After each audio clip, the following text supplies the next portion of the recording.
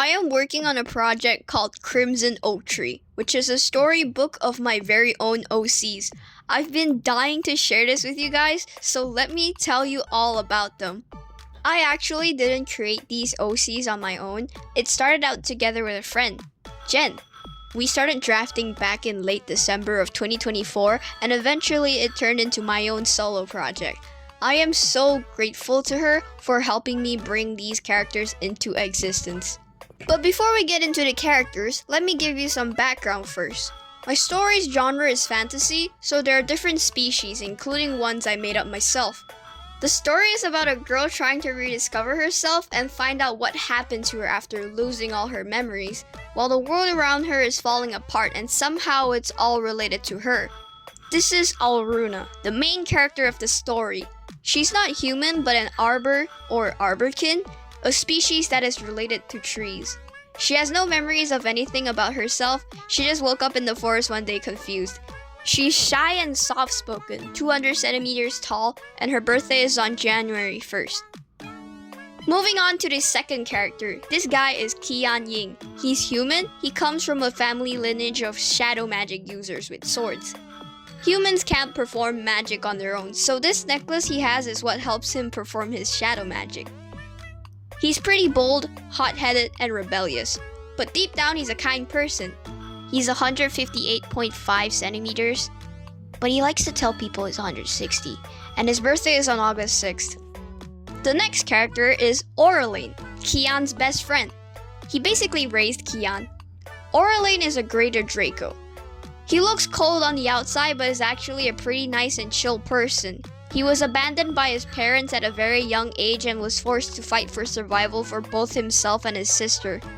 He's over 200 years old, 187 centimeters tall in his human-like form, and his birthday is on February 18th. Okay, next, this is Iresis, Corporal of the Knights. Her species is known as Tiern, and as you can see, they resemble animals, not restricted to only cats. She thrives under pressure, likes to get things done as soon as possible. She's very forgetful and unorganized, but she never lets anyone see this side of her. She's adopted into a human family, and she's the second eldest of 6 in her adoptive family.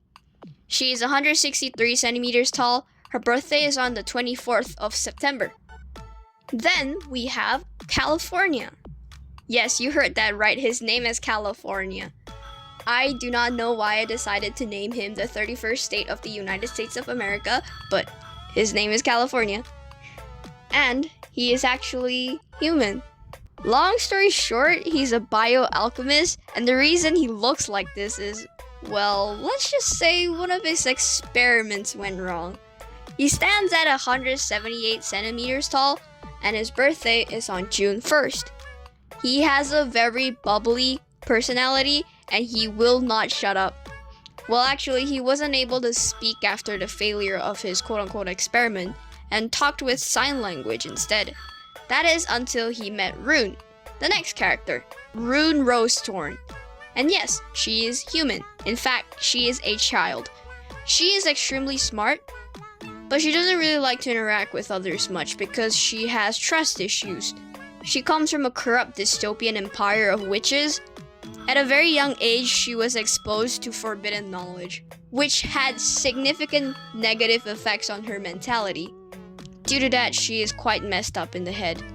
That is all the characters from the main group of Crimson Oak Tree.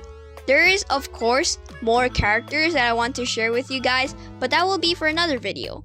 February 4th officially marks the first year anniversary of Crimson Oak Tree. I've made this art of all of them together to commemorate it. Okay, so one last thing is that I am looking for beta readers to beta read for my comic drafts.